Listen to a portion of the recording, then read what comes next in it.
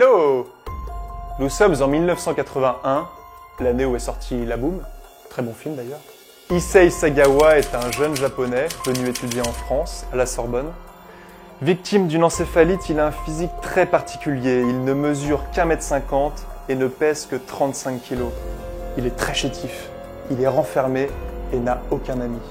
Renée, une jeune néerlandaise qui suit les mêmes cours de littérature, se prend d'affection pour lui. Ils partagent les mêmes goûts pour les auteurs et deviennent amis. Un jour, Issei invite la belle Renée chez lui pour lire des poèmes allemands. Il enregistre la voix de la jeune femme avec un magnétophone. Elle récite quelques vers d'une voix calme. Des bougies illuminent la pièce. L'atmosphère est sereine. Jusqu'à ce que le japonais lui explose le crâne à coups de carabine. Un seul coup de feu, puis le silence. Issei a un fantasme depuis l'enfance. Il rêve de manger une femme. Je ne lui jetterai pas la pierre. Après l'avoir tuée, il mange sa langue, le bout de son nez, tel un petit carpaccio. Il viole son cadavre et cuisine une partie de sa chair. Il prend une série de photos où il se met en scène en train d'avaler les morceaux de sa victime. Un problème survient alors.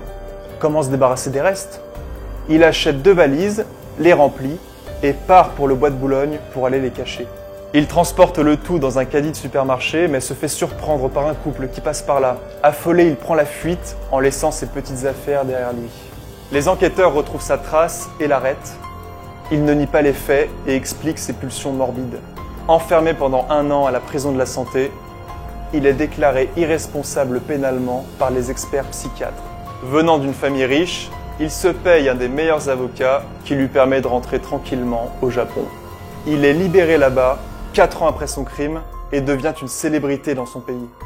Depuis, il publie des livres, des recettes de cuisine et apparaît dans des publicités pour des restaurants spécialisés dans la viande. Aujourd'hui âgé de 71 ans, il a récemment confié vouloir manger de la chair humaine une dernière fois avant de mourir. Ah! Voilà!